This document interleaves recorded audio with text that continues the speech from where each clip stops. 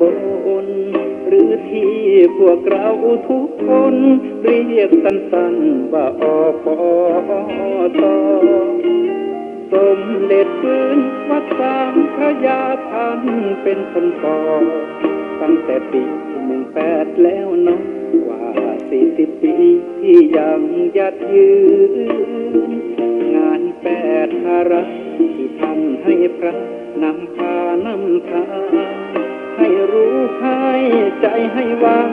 ให้แนวทางได้ความสุขคืนสังคมบอบช้ำพระให้ทำปลุกคนให้ตื่นครอบครัวได้คนดีขึ้นภาระอื่นๆคงดีขึ้นตามอปต.ขอใจชาวไทยทุกคนวอนสาธุชนชูความจนด้วยมนต์พระธรรมฟื้นฟูชีวิตปรับความคิดให้ถูกทุกอย่างเทคโนโลยีคุกคามให้พระธรรมเป็นยามเฝ้าใจหน่วยอบรมประชาชนประจำตำบลอปต.นะอย่าสับสนปกลาไม่ใช่บ่อใบไม้มาช่วยกันนะอย่าให้หน้าจอมือถือมอมใจลูกหลานหลงยุคสมัยพระธรรมช่วยได้ถ้าคนไทยช่วยกันกรรมลิขิตชีวิตของคนจะยากดีมีจนก็สุดแต่วิธีกฎแห่งกรรมทำดีก็ได้ดีถ้าทำชั่วแล้วก็มีแต่เลวทรามอปต.ขอใจชาวไทยทุกคนวอนสาธุชนสู้ความจนด้วยมนต์พระธรรมฟื้นฟูชีวิตปรับความคิดให้ถูกทุกอย่างเทคโนโลยีคุกคามให้พระธรรมเป็นยามเฝ้าใจขอเจริญสุขสวัสดีกับบรรดาท่านผู้ฟังทั้งหลายที่กำลังรับฟังสถานีวิทยุพระพุทธศาสนาคลื่น 104.50 เมกะเฮิรตซ์ซึ่งตั้งอยู่ที่วัดฝ่ายหินตำบลสุเทพอำเภอเมืองจังหวัดเชียงใหม่ซึ่งในค่ำคืนนี้ก็เป็นคืนวันเสาร์ที่14เดือนกันยายนปีพุทธศักราช2562ซึ่งก็เป็นประจำทุกคืนวันเสาร์วันอาทิตย์เวลาตั้งแต่ประมาณ 20:30 น.เป็นต้นไปก็จะได้พบกับรายการส่องธรรมซึ่งดำเนินรายการโดยอาตมาภาพพระครูโสพลปริยัติผู้ช่วยเจ้าอาวาสวัดประสิงห์วรมหาวิหารเลขานุการรองเจ้าคณะจังหวัดเชียงใหม่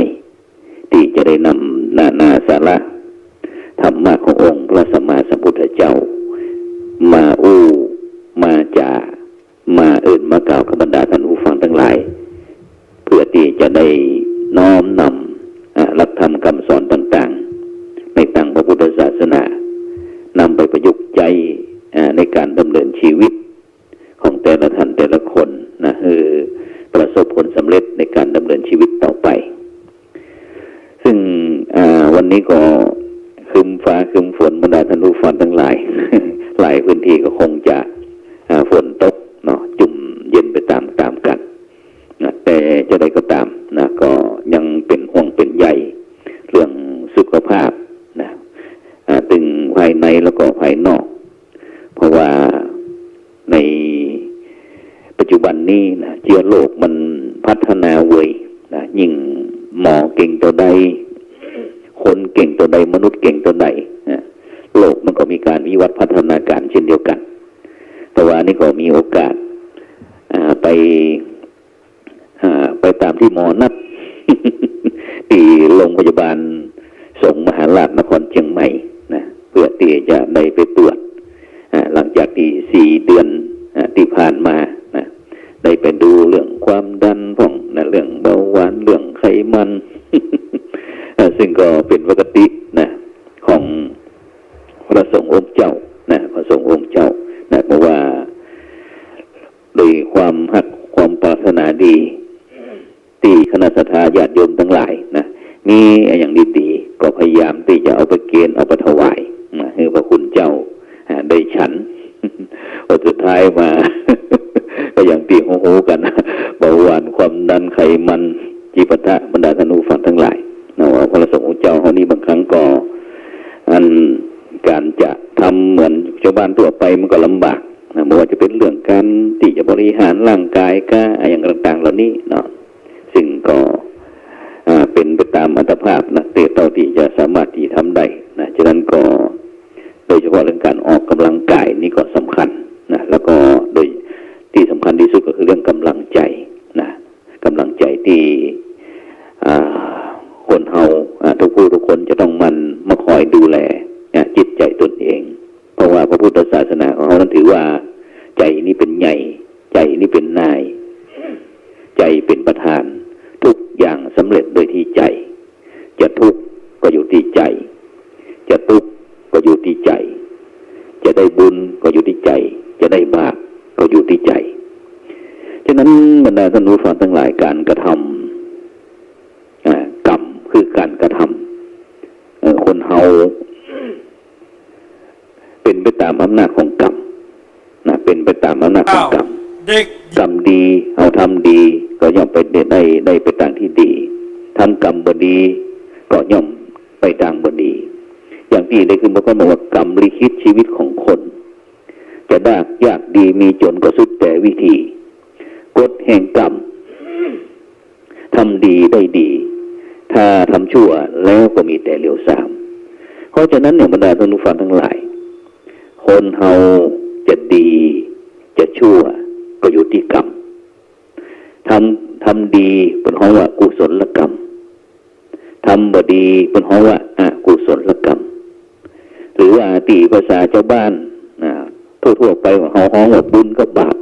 นะบุญกับบาปนั่นเองเพราะฉะนั้นเนี่ยบรรดาท่านผู้ฟังทั้งหลายเข้าพรรษามาวันนี้ก็ครบนะ2 เดือนเป็นตะวานี่นะเพราะว่าตะวานี่เป็นวัน12 เพ็งซึ่งตั้งล้านนาวถือว่าเป็นวันพระเจ้าเปิดโลกนะที่ปล่อยผีปล่อยเปรตผีป่าตายเก่าเน่าเมินนะที่จะมาครับเอาส่วนบุญส่วนกุศลนะที่ของบรรดาลูกเต้าเหล่าหลานญาติมีน้องมิตรแก้วสหายคำนะจะได้ถือโอกาสทำบุญโดยเฉพาะผ่านถึงกล้วยสลากกล้วยสลากเพราะว่า12 เพ็งเป็นต้นไปนี้ระยะจากนี้1 เดือนก็จะเป็นประเพณีตันกล้วยสลากนะตั้งภาคอีสานเพราะว่าบุญเขาสร้างนี่นะซึ่งก็เพื่อที่จะเป็นการแสดงความกตัญญูกตเวทีที่บรรดาลูกหลานตานเต้าต่างๆได้ลำลึกนึกถึงบรรพชนปู่ย่าตายายที่ได้สืบสร้างห้างแปงนะไว้ให้จนมีเฮาท่านทั้งหลายได้มีจนถึงทุกวันนี้นะฉะนั้นเนี่ยบรรดาท่านผู้ฟังทั้งหลายการทำบุญคนฮ้องว่าทำบุญเปตพีนะเปตพีเพื่อที่จะอุทิศบุญส่วนกุศลซึ่งก็ต้องการเรื่องความสุขทั้งผู้ให้แล้วก็ผู้รับนะซึ่งทุกคนเกิดมายอดปรารถนาของชีวิตก็คือเรื่องความสุขความสำเร็จเนี่ยอย่างทำอย่างก็ต้องการความสำเร็จการกระทำทุกสิ่งทุกอย่างต้องการผลเป็นความสุขสุขที่ปรารถนาบ่มีอย่างที่จะนักไปกว่าสุขกายแล้วก็สุขใจถ้าบ่มีสุข2 อย่างนี้ชีวิตก็บ่มีความหมายอย่างสุขกายก็เพราะไร้โรคภัยเบียดเบียนสุขใจก็เพราะไร้กิเลสเบียดเบียนสุขกายเพราะมีอนามัยตั้งกายสุ มีอนามัยทางจิตนะมันบอกว่ากายมีศีลสุขล้ำใจมีธรรมสุขเลิศถ้าเขาท่านทั้งหลายมีทั้งศีลมีทั้งธรรมก็จะมีแต่ความล้ำเลิศเพราะฉะนั้นเนี่ยบรรดาท่านผู้ฟังทั้งหลายสุขกายนั้นตามหลักหมอเพิ่นบอกว่าจะต้องบริหารชีวิตคือเป็นไปโดยหลัก6 อที่1ก็คือเรื่องอาหารที่2นี่อากาศที่3นี่อาวาสที่4อารมณ์ที่5อาจมแล้วก็สุดท้ายอนามัยที่1อาหารนะถ้าบริโภคน้อยไปโรคภัยก็เบียดเบียนบ่มีกำลังวังชานะที่จะต่อสู้กับโรคภัยไข้เจ็บต่างๆถ้าบริโภคนักล้ำไปก็เป็นส่วนเกินเพิ่มไขมันเป็นแหล่งเพาะของโรคนะแต่ว่านี่ได้ไปหาหมอบอกว่าว่าจะรู้สึกว่าจากติดตามจากการนั้นนี่หมายรู้สึกว่าไขมัน ของพระอาจารย์มันจะเพิ่มขึ้นติ๊กๆอาจารย์200ปลายแล้วนี่นะความจริงมันจะต้อง100ปลายนะเช่นนี้เป็นต้นนี่คือเรื่อง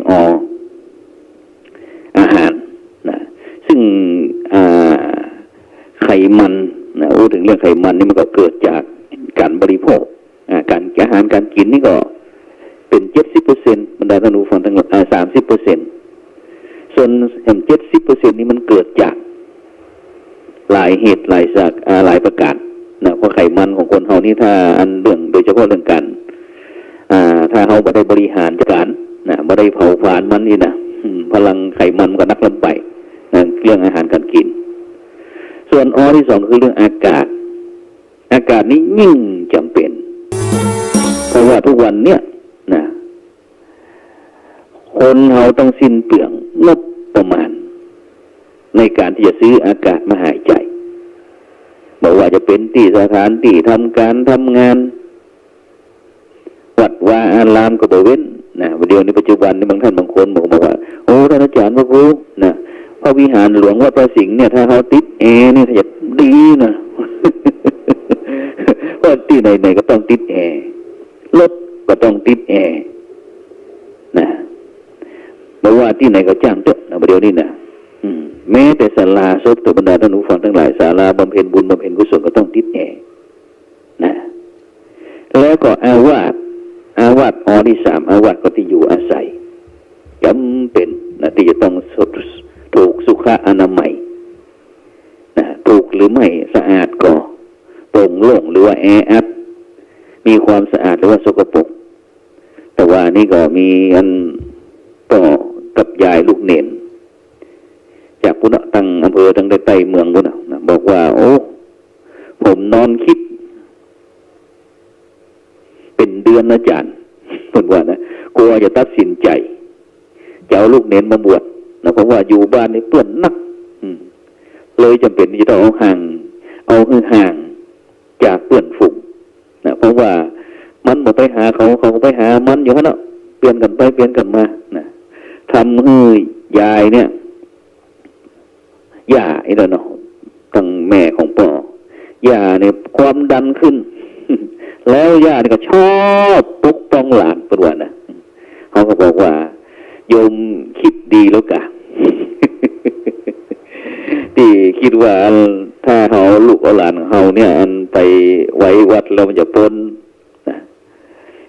เขาก็เลยบอกว่านี่โยมโชคดีหน่อยนะที่เอามาไว้ก็เจอก็พระอาจารย์อย่างตัวเจ้าอย่างอาตมานี่นะนะก็อย่างเพราะว่าเขาบอกว่าเขาถือว่าบรรดาเด็กละอ่อนพันเห็นน้อยที่เข้ามาสู่วัดของเขาเนี่ยเป็นทรัพยากรตั้งพระพุทธศาสนาของเขาแล้วอาตมาเองก็พยายามบริหารจัดการนะเป็นการพัฒนาศักยภาพคุณภาพแม้กระทั่งเรื่องความรับผิดชอบทุกสิ่งทุกอย่างนะตั้งแต่การกินการรับการนอนการห้ำการเฮียนทุกอย่าง บางครั้งก็มาคิดว่าลูกโตมีเอาลูกเอาลูกเอาเมียงเป็นมาโอมนี่นะก็ เลยบอกคนว่าโชคดีนะที่ปะนักบริหารอย่างเขาเนาะมันจะคุยนะโอ้ฟังบ่ได้เพราะว่าปัจจุบันนี้เขาก็หาบอกว่าจะเป็นตึงไทยตั้งโลกตั้งธรรมนะปัจจุบันนี้จะหาบุคลากรในการบริหารจัดการนี่ยากจะได้เพราะว่าส่วนมากเขาก็จะเป็นการดูแลส่วนตัวเองนักกว่านะที่จะมาแบ่งปันความสุขให้คนอื่นนี่มันยากนะเพราะว่าตึงนอกตึงตั้งโลกตั้งธรรมเหมือนกันนะฉะนั้นมันอยู่ที่การพัฒนาฉะนั้นที่อยู่ที่กินที่อยู่ที่อาศัยต่างๆก็ต้องมีความสะอาดเรียบร้อยนะจะต้องมีระเบียบวินัยที่ต่อไปก็คืออารมณ์ในสำคัญนะสำคัญอย่างยิ่งอารมณ์นี่นะถ้าคนเราโดยเฉพาะที่เป็นโรคความดันเป็นโรคหัวใจต่างๆเหล่านี้นะถ้าอารมณ์บ่จอยขึ้นมาแล้วปัดท่อนะบ้านแตกสลายขาดนะโดยเฉพาะในปัจจุบันนี้คนในมนุษย์ในสังคมในโลกเนี้ยนะบ่สามารถที่จะควบคุมอารมณ์ได้โดยเฉพาะคนไทยเขาก็เช่นเดียวกันนะทั้งที่อยู่ไกลกับพระพุทธศาสนาแต่เข้าบ่ถึงบ่สามารถที่จะใจหลักธรรมคำสอนต่างๆมาผ่อนคลายมาดูแลอารมณ์ของตนเองให้เป็นอารมณ์ที่ปกตินะก็เลยปัจจุบันนี้ก็เลยมีแต่เรื่องแต่ราวขึ้นศาลกูฟ้องมึงฟ้องกูนะรัฐบาลฟ้องฝ่ายค้านฟ้องรัฐบาลอยู่นะความจริงมันเป็นปัญหาเรื่องนี่แหละที่นี่แหละนะฉะนั้นในฐานะที่เราเป็นคนไทยนะที่นับถือพระพุทธศาสนาเป็นศาสนาประจำชาติมีพระพุทธพระธรรมพระสงฆ์เป็นที่พึ่งนะน้อมนำหลักธรรมคำสอนต่างๆมาประพฤติปฏิบัติกันแต่ทำไมปัจจุบันนี้อาตมาผู้จัดเองได้นำลูกพระลูกเนรเข้าไปถึงทันตสถานหญิงก็มีกับตีสารตั้งตีไม่แต่งด้วยนะที่ไม่แต่งก็มีนะล้นคุกล้นตารางปัจจุบันนี้นะยังสถานที่ฮับได้สัก1,800อีกนะพุ่น2,500 3,000พุ่นนะแต่มันก็ไม่สามารถที่จะหลีกได้เพราะมันเป็นหน้าที่นะฉะนั้นอารมณ์นี้สำคัญด้วยบรรดาท่านผู้ฟังทั้งหลายฉะนั้นตลอดเข้าพรรษานี่เขาก็เหลือเวลาให้เดือนเดียวมาได้จะออกพรรษาแล้วฉะนั้นก็ลองมาฝึกการควบคุมอารมณ์ตนเองจากที่4แล้วก็เป็นที่5ที่5ก็คือเรื่องอาจม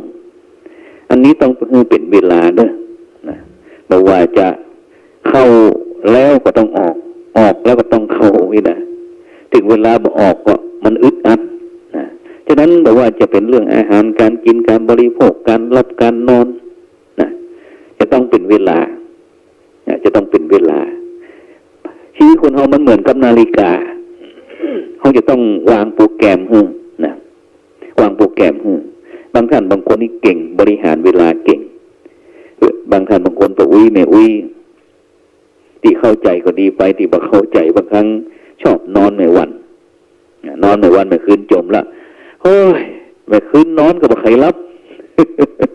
นอนจะได้ก็บ่รับพลิกซ้ายพลิกขวาปุ๊บจะบ่รับก็รับเชื่อแจ้งปุ๊บ แต่ในวันนี้กินข้าวง่ายแล้วเอาละบึกเนี่ย3-4 ชั่วโมงเนี่ยบรรดาท่านผู้ฟังทั้งหลายซึ่งเขายิ่งสูงอายุเท่าใดนะเขาก็ต้องมีเวลาพักผ่อนเฉพาะของมันตามวัยตามเวลาบางวันเราเล็กละอ่อนนี่พวกรับวันค่ำคืนห่วงบอกว่าแต่คนใหญ่นี่มันหูจักอิ่มหูจักเต็มนะฉะนั้นก็6 ชั่วโมงก็8 ชั่วโมงก็นะถ้าสมมติว่าเขาไปนอนรับในวันอย่า4 ชั่วโมงเนี่ยเมื่อคืนเขาก็รับอย่า2 ชั่วโมงนะเพราะร่างกายมันอิ่มมันต่อนะฉะนั้นต้องฝึกการบริหารจัดการเวลาบอกว่าจะเรื่องการกินการอยู่การรับการนอนนะวางให้เป็นเวลาแล้วสุขภาพของเขาจะดีแล้วสุดท้ายก็คือเรื่องอนามัยการออกกำลังกายนะจะต้องมีการเคลื่อนไหวจะต้องมีการเคลื่อนไหวหรือเมื่อชีวิตจะมีความสุขนะกายก็ต้องเคลื่อนไหวแต่ใจก็ต้องสงบ นะกวนนี่ก็ลองยืนนะยืนแล้วก็เอามือยกมือขึ้นมาไว้ที่อกกับบิดซ้าย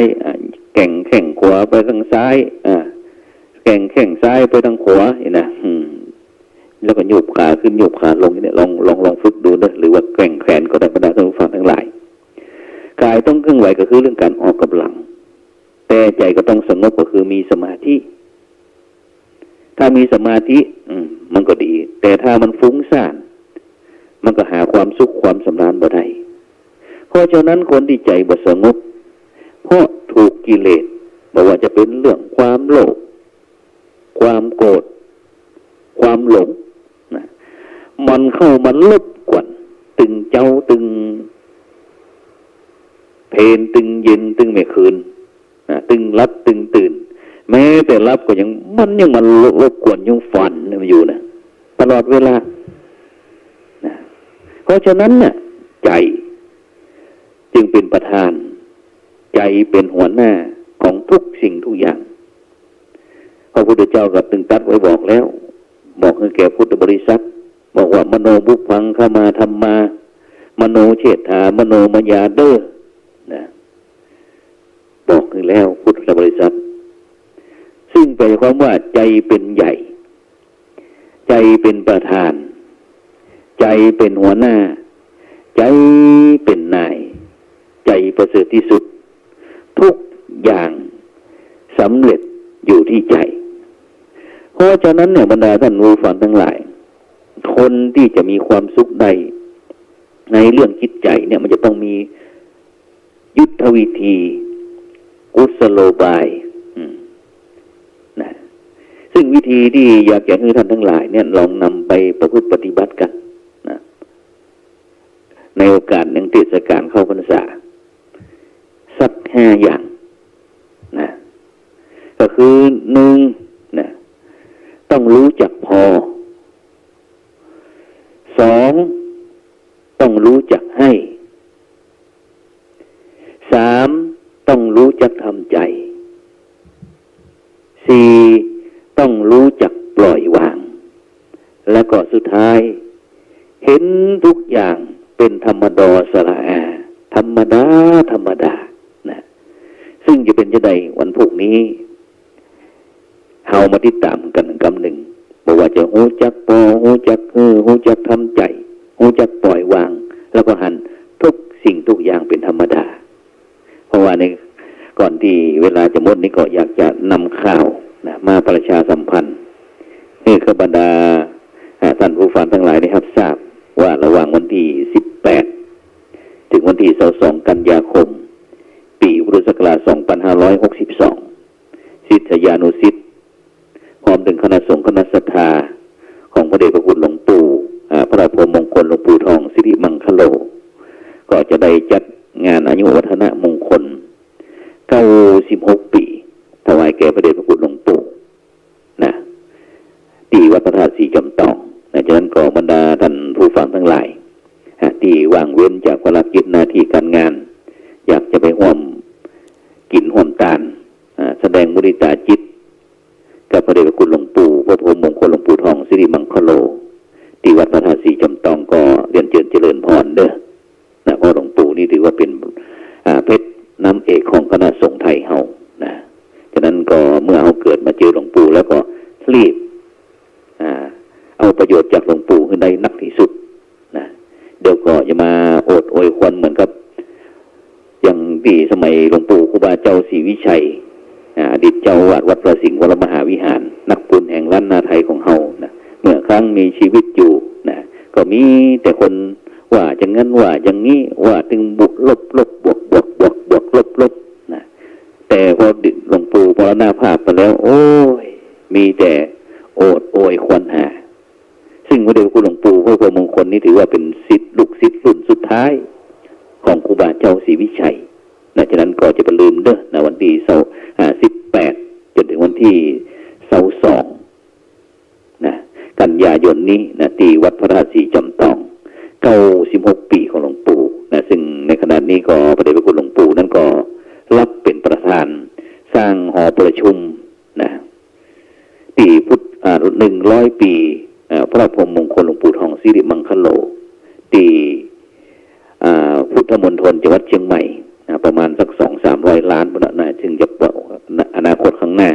ก็จะเป็นศูนย์การบริหารจัดการของคณะสงฆ์จังหวัดเชียงใหม่ต่อไปฉะนั้นก็วันที่18ถึงวันที่22แล้วก็วันที่16นี่ก็ตั้งคณะสงฆ์หนเหนือโครงการหมู่บ้านรักษาศีล 5หนเหนือซึ่งก็มีหลวงปู่นี่แหละหลวงปู่ทองสิริมังคโลเป็นประธานโครงการหมู่บ้านรักษาศีล 5หนเหนือเป็นประธานก็จะได้มีการจัดการประชุมสรุปโครงการหมู่บ้านรักษาศีล 5หนเหนือติดตามการดำเนินงานพร้อมถึงจะมอบโล่แล้วก็รางวัลให้กับบรรดาหมู่บ้านต้นแบบหมู่บ้านรักษาศีล 5ต้นแบบคณะสงฆ์หนเหนือที่วัดพระธาตุดอยสะเก็ดอำเภอดอยสะเก็ดจังหวัดเชียงใหม่ในวันที่16ฉะนั้นก็วันนั้นท่านผู้ฟังวันนี้ก็เวลาหมดเวลาจำเป็นที่จะต้องนำราชการจากไปก่อนพบกันในวันพรุ่งนี้แล้วก็วันพรุ่งนี้ก็ศูนย์ศึกษาพระพุทธศาสนาวันอาทิตย์วัดพระสิงห์วรมหาวิหารก็มีการเรียนการสอนตามปกติฉะนั้นก็แจ้งให้กับบรรดาผู้ปกครองและก็นักเรียนทุกท่าน8 โมงเจ้าไปร่วมทำกิจกรรมในภาคเจ้าที่พระวิหารไร่คำมีการไหว้พระสมาทานศีลเจริญจิตภาวนาเสร็จแล้วก็แยกย้ายกันเข้าห้องเรียนส่วนผู้จัดเองก็ผู้นี้ก็ได้รับความเมตตามอบหมายจากพระเดชพระคุณหลวงพ่อพระเทศสิงหวราจารย์เดินทางไปปฏิบัติศาสนกิจแตนที่อำเภอป้าวพวกนี้สัก7 โมงเจ้าก็จะออกเดินทางฉะนั้นก็วันพรุ่งนี้มาแรงในค่ำคืนเวลา20:00 นเป็นต้นไปเราก็มาพบกันคำสำหรับในค่ำคืนนี้ก็ขอกล่าวคำว่าธรรมะสวัสดีขอเจริญพรว่าอปทสมเด็จปืนวัดสามพระยาท่านเป็นคนก่อ